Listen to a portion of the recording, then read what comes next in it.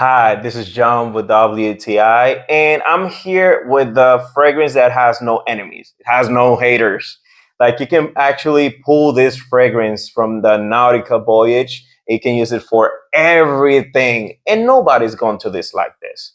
So this is citrusy aquatic fragrance that is much better for the heat or the hot weathers. In this case, my country is always burning hot. It's like all year summer, but these fragrances are easy to wear, easy to like, and you can throw a bunch of sprays and it's gonna be just fine. It's not going to be overwhelming for others.